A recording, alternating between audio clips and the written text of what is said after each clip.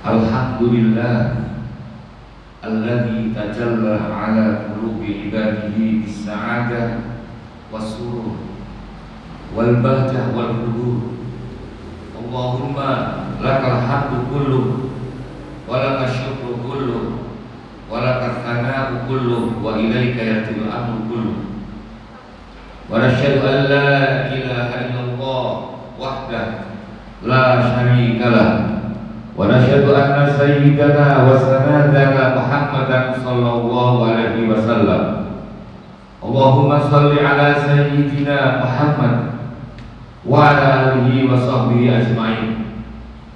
Qala Allah ta'ala fi kitabihil karim, a'udzu billahi minasyaitonir rajim. Ya ayyuhalladzina amanu taqullaha haqqa tuqatih wa la tamutunna illa wa antum muslimun. Ya ayyuhalladzina amanu taqullaha wa qulu qawlan sadida yuslih lakum a'malakum wa yaghfir lakum dhunubakum wa may yuti'illaha wa rasulahu faqad faza fawzan 'azima. Shadaqallahul 'azim. Fa inna asdaqal hadits kitabullah wa ahsanal hadi hadi Muhammadin sallallahu alaihi wasallam. Amma ba'du fa ya ayyuhal hadirun rahimakumullah, ausini wa iyyakum bitaqwallah. Sidang Jumat yang mulia, marilah kita bersama-sama memanjatkan puji kehadirat Allah Subhanahu wa taala yang telah banyak memberikan nikmat-nikmat kepada kita semua sehingga kita masih dalam keadaan sehat walafiat hingga kita bisa menjalankan sholat Jumat bersama-sama. Sholawat serta salam semoga senantiasa dilimpahkan kepada Nabi Agung kita Muhammad sallallahu alaihi wasallam. A'udzu billahi minasyaitonir rajim. Inna anzalnahu Qur'anan Arabiyyan la'allakum ta'qilun. Surat Yusuf ayat 2. Artinya, sesungguhnya kami menurunkan Al-Qur'an berupa bahasa Arab. Sesungguhnya kami menurunkannya Al-Qur'an berupa bahasa Arab agar kalian penduduk Mekah dapat memahaminya. Jamaah Jumat rahimakumullah. Pertanyaannya, mengapa Al-Qur'an turun untuk bangsa Arab tetapi juga untuk selain bangsa Arab? Al-Qur'an sebagai risalah Muhammad sallallahu alaihi wasallam berbeda dari semua kitab rasul-rasul sebelumnya. Al-Qur'an adalah sebuah kitab manhaj sekaligus sebagai mukjizat. Sementara mukjizat pada utusan-utusan Allah sebelumnya terpisah dari teks-teks Alkitab yang diturunkan kepada mereka. Mereka memiliki mukjizat karena mereka ditantang oleh kaumnya untuk membuktikan kebenaran komunikasi mereka dengan Allah Subhanahu wa ta'ala. Adapun Al-Qur'an turun sebagai kurikulum manhaj yang sekaligus menjadi mukjizat karena datang untuk manusia seluruh dunia di semua waktu dan di semua tempat. Sebagai mukjizat harus tetap ada dengan kurikulum manhaj, sehingga setiap orang yang membaca Al-Qur'an akan beriman kepada Muhammad sallallahu alaihi wasallam hingga kiamat saat, yaitu datangnya hari kiamat. Inna anzalna Qur'anan Arabiyyan. Al-Qur'an menjelaskan kepada kita bahwa ia sebagai petunjuk bagi seluruh umat manusia di seluruh penjuru dunia. Lalu kemudian pertanyaannya, mengapa Al-Qur'an itu turun di dalam bahasa Arab sementara negara-negara lain yang tidak berbahasa Arab dan lisannya berbeda-beda sesuai dengan posisi mereka yang berbeda-beda bahasanya. Al-Quran diturunkan dalam bahasa Arab karena memiliki tujuan.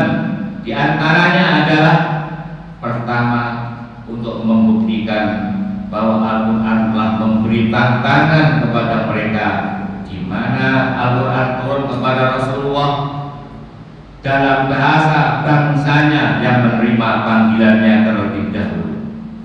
Ketika mereka bangsa Arab menjadi beriman, maka mereka akan menerima dan masuk dalam agamanya. Dan dengan demikian Allah telah berjanji bahwa Al-Quran ini lengkap, menarik kepada semua orang. Mereka yang tidak beriman menjadi terheran-heran karena takjub dengan hukum-hukum yang terkandung di dalam Al-Quran.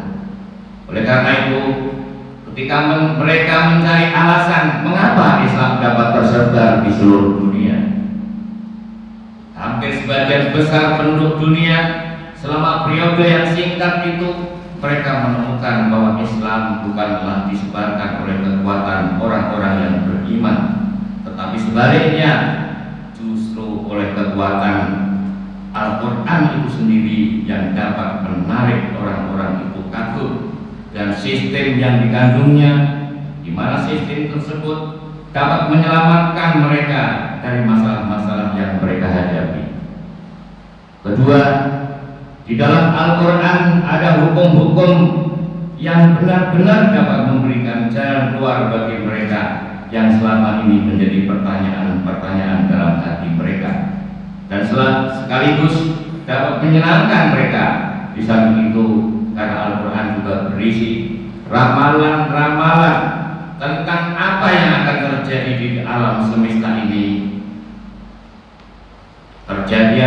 Kejadian-kejadian 1000 tahun sebelum kita lahir, bahkan lebih, sejak manusia belum ada, Al-Quran sudah ada cerita-cerita mengenai sebelum manusia itu ada.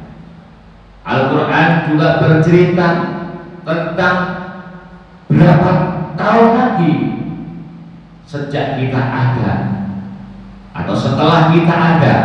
Al-Quran juga bisa menjawab pertanyaan-pertanyaan orang yang mungkin ada pertanyaan bahwa setelah ini ada apa, tetapi Al-Quran telah menjawab. Al-Quran diturunkan oleh Allah kepada utusan mereka, tidak mengabaikan persoalan-persoalan mereka yang semuanya terjawab oleh Al-Quran. Di dalam Al-Quran ada hukum-hukum yang benar-benar dapat membahagiakan manusia, di mana berisi informasi-informasi tentang apa yang sebelumnya dan yang akan terjadi di alam semesta ini, sehingga membuat orang beriman semakin bertambah yakin bahwa Al-Quran yang diturunkan Allah kepada Rasul mereka tidak mengabaikan persoalan-persoalan apapun yang dihadapi oleh manusia. Ketiga, biar kekuatan akal pikiran mereka muncul untuk memikirkan mengapa ia diturunkan dengan bahasa Arab, dan Allah Subhanahu wa Ta'ala mengkonotasikan ayat tersebut dengan firman-Nya, la'allakum ta'qilun, supaya orang-orang bertakwa, orang-orang yang berpikiran jujur, maka akan tertarik untuk menerima apa yang Allah berikan kepada mereka. Dengan akal mereka tidak seperti orang yang tidak suka dan tidak tertarik dan menutupi akalnya dan bahkan membuang jauh-jauh dari pikiran. Kalau kita amati, bahasa Arab adalah bahasa yang di dunia ini ditulis mulai dari kanan ke kiri, dan huruf Arab adalah huruf yang paling banyak di antara huruf-huruf bahasa lain. Misalnya huruf Jawa 20, huruf Indonesia 26, tapi huruf Arab ada 28.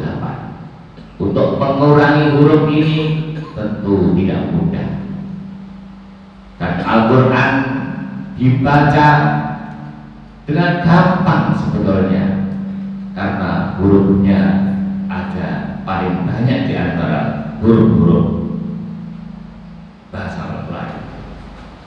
Ma'asyiral muslimin wa sumratal mu'minin. A'udzu billahi minasyaitonir rajim. Laqad ja'akum rasulun min anfusikum azizun 'alaihi ma anittum harisun 'alaikum bil mu'minina raufur rahim. Sungguh telah datang kepada kalian wahai bangsa Arab seorang rasul yang berasal dari bangsa kalian sendiri. Ia orang Arab seperti kalian. Ia merasa berat dengan sesuatu yang dia merasa berat bagi kalian. Ia sangat peduli agar kalian mendapat hidayah, serta ia sangat memperhatikan kalian. Dan ia sangat penyantun lagi penyayang kepada orang-orang yang beriman. Mari kita renungi dan perhatikan mengapa dalam ayat tersebut memakai redaksi laqad ja'akum, bahwa yang datang adalah rasul, bukan memakai redaksi laqad ji'tukum bi rasulin. Tidak, yang berarti telah aku datangkan kepada kalian seorang rasul, tetapi redaksinya adalah telah datang kepada kalian seorang rasul, yang artinya adalah sungguh aku telah datang kepada kalian. Bahwa bangsa Arab dengan membawa seorang rasul, bukan begitu. Mengapa? Jadi yang datang adalah rasul, bukan telah aku datangkan kepada rasul. Kita semua tahu bahwa sesungguhnya Rasulullah SAW tidak mendatangkan sesuatu dari dirinya sendiri dan tidak meninggalkan sesuatu yang mulia ini untuk dirinya sendiri, tetapi tanggung jawab iman menunjukkan bahwa beliau seorang sosok manusia yang diciptakan oleh Allah Azza wa Jalla, yang memenuhi syarat sebagai seorang rasul. Oleh karena itu, turunnya wahyu kebenaran, kemuliaan kepada beliau ini harus dapat menjadi bukti tentang Rasulullah Muhammad Sallallahu Alaihi Wasallam, bahwa kehadiran beliau itu adalah untuk menyampaikan tugas kerasulan. Dari tidak ada lagi alasan bagi siapapun untuk menolaknya tentang kerasulan beliau. Untuk itulah Allah Subhanahu wa Ta'ala menyampaikan dan menyatakan bahwa yang datang kepada kalian ini adalah seorang rasul. Dan pernyataan itu bukan datang dari Muhammad sendiri, melainkan pernyataan itu datang dari Allah Subhanahu wa Ta'ala lewat wahyu. Laqad ja'a, Allah Subhanahu wa Ta'ala telah membawa orang yang asing bagi kalian, orang yang tidak asing bagi kalian, melainkan salah satu dari kalian yang mampu memahami bersama-sama kalian. Dia datang, dia adalah seorang nabi dan utusan Allah dari bangsa Arab Quraisy untuk seluruh alam, dan seharusnya mereka menerima dengan bangga dan mendukungnya karena hadirnya seorang rasul dari bangsa mereka sendiri. Suku Quraisy sendiri adalah suku yang berdaulat atas orang-orang di seluruh Jazirah Arab, dan ini membuat seluruh Jazirah Arab memperhitungkan mereka, karena semua orang-orang Arab wajib menunaikan haji ke Ka'bah, dan selama haji semua suku ada di tangan Quraisy, sehingga semua suku di Jazirah Arab tidak ada yang berani berhadapan untuk memusuhi suku Quraisy. Itulah posisi orang Arab Quraisy, sehingga menjadi disegani antar suku-suku di seluruh Jazirah Arab.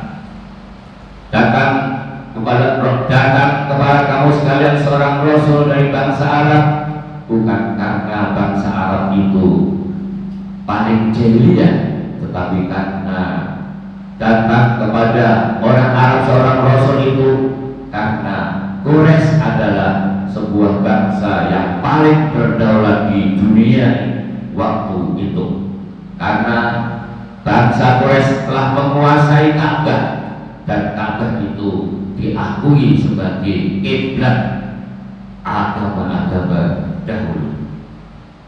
Dari posisi Quraisy yang terhormat dan prestis ini diperolehnya karena pengabdian pengabdian mereka kepada rumah suci Allah. Oleh karena Allah Subhanahu wa taala berkehendak untuk tidak mungkin bagi Abroha membongkar rumah Allah tersebut demi berlangsungnya kedaulatan dan tetap ada bagi orang Quraisy. Coba apabila rumah suci itu dapat dihancurkan oleh Abroha, lalu kemudian pergi haji pindah ke Yaman seperti yang Abroha inginkan, lalu di mana kedaulatan Quraisy? Oleh karena itu Allah Subhanahu wa taala berfirman tentang Abroha dan kaumnya, faja'alahum ka'asfin ma'kul, sehingga mereka dijadikan oleh Allah seperti daun-daun yang dimakan liar, yang dimakan ulat. Lalu kemudian diikuti dengan firman Allah, li'ilafi Quraisyin ilafihim rihlatash syita'i was-shayf. Karena kebiasaan orang-orang Quraisy, yaitu kebiasaan mereka berani bepergian pada musim dingin dan musim panas, dan selama Allah berkehendak maka Dia datangkan perintah beribadah. Lalu melalui ayat berikutnya, falyabudu rabb hadzal bait alladzi at'amahum min ju'in wa amanahum min khauf. Jamaah salat Jumat yang mulia, Allah Subhanahu wa taala mengutus Muhammad sebagai seorang rasul dari kabilah Quraisy, penguasa rumah Allah, yaitu Al-Ka'bah Baitullah, yang pertama kali berdakwah ada di Mekah. Mengapa? Karena suku Quraisy terhormat yang disegani di antara suku-suku yang lain di Jazirah Arab.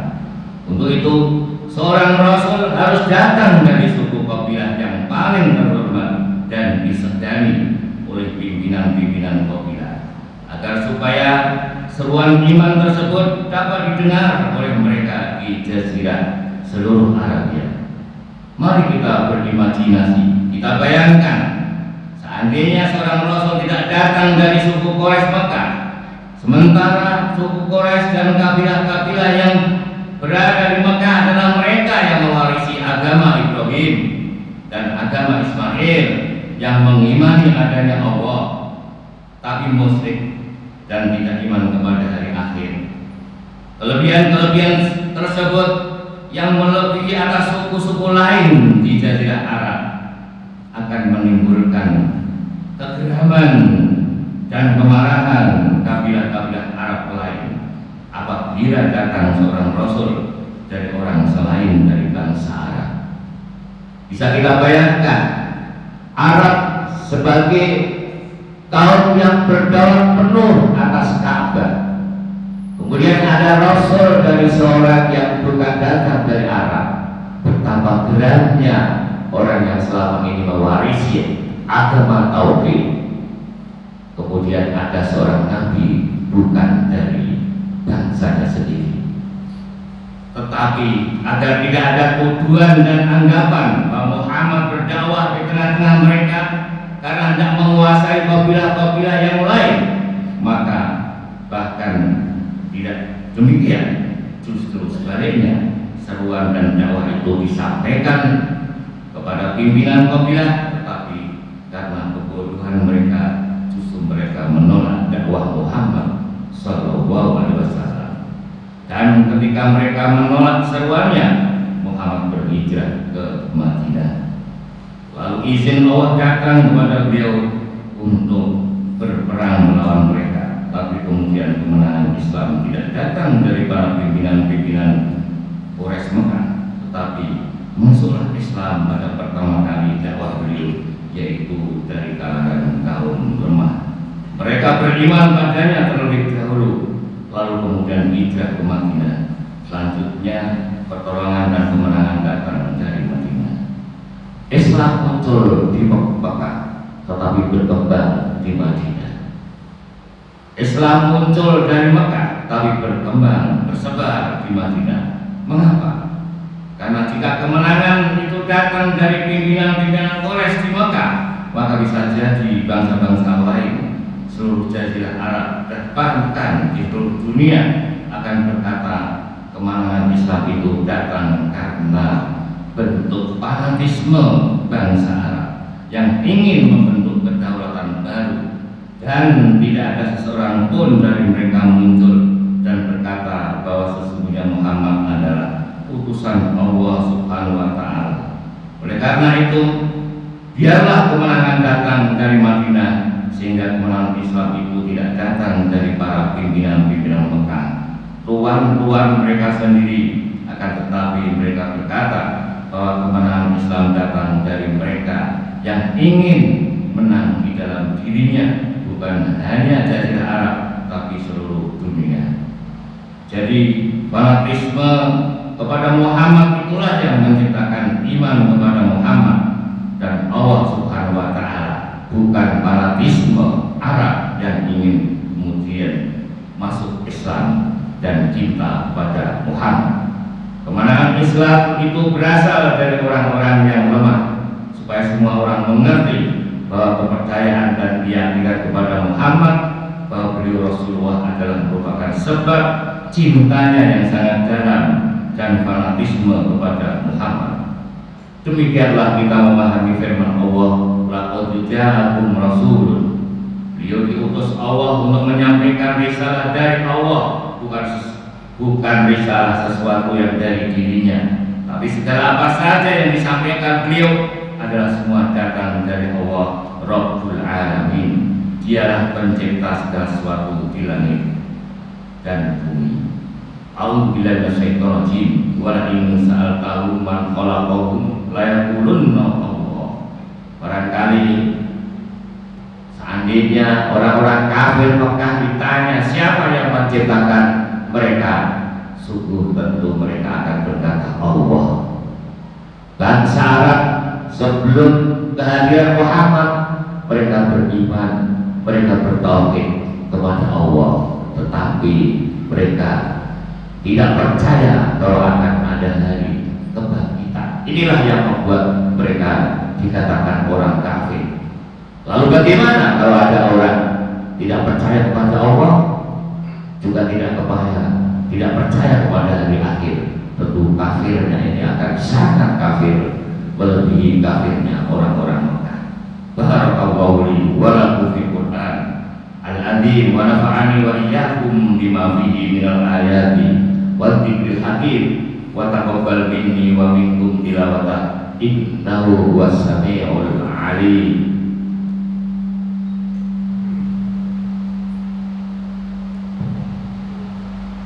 Allahumma sholli wa sallim ala sayyidina Muhammadin wa ala ali sayyidina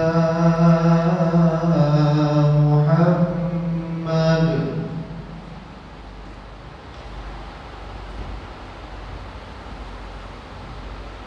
Ahmadu Rabbi wa askuruh wa asyhadu an la ilaha illallah wahdahu la syarika wa asyhadu anna sayyidana wa nabiyyana Muhammad abduhu wa rasuluh.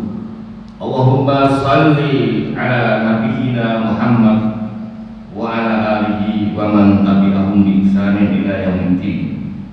Ala wa sallu ala nabiyyi rahmah faqad amarakum bidzalika rabbul izzah. A'udzubillahi minasyaitonir rajim. Innallaha wa malaikatahu yusholluna 'alan nabi ya ayyuhalladzina amanu shollu 'alaihi wa sallimu taslima.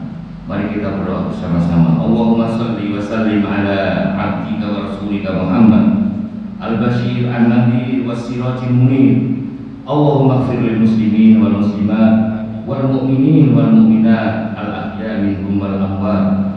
Allahumma adfa'anna al-bala'a wal-wala'a wal-waba'a wal-fakhsha wal-munkar wal-baghi was-suyuf al-muhtarifa was-sada'id wal-mihan ma dhahara minha wa ma batan min baladina hadha khassa wa min buldanil muslimin 'amah innaka 'ala kulli syai'in qadir.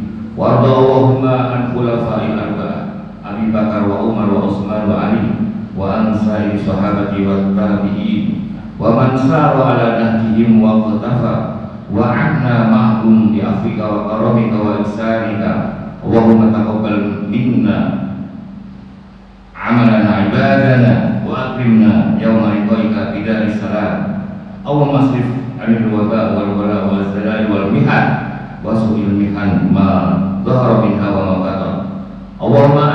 Islam wansur al-muslimin wa wahid sufufahum wa aslih qadatahum.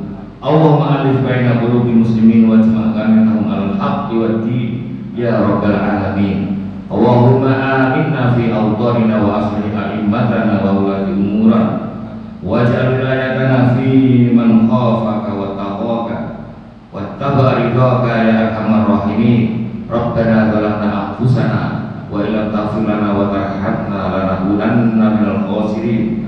Rabbana atina fid dunya hasanah wa fil akhirati hasanah wa qina adzabannar. Subhana rabbika rabbil izzati amma yasifun wa salamun alal mursalin walhamdulillahi rabbil alamin. Ibadallah, innallaha ya'muru bil 'adli wal ihsan wa ita'i dzil qurba wa yanha 'anil fahsya'i wal munkar wal baghi ya'idukum la'allakum tadhakkarun. Fadhkurullaha ala ni'amihi wazkuruhu ala ala'i wa la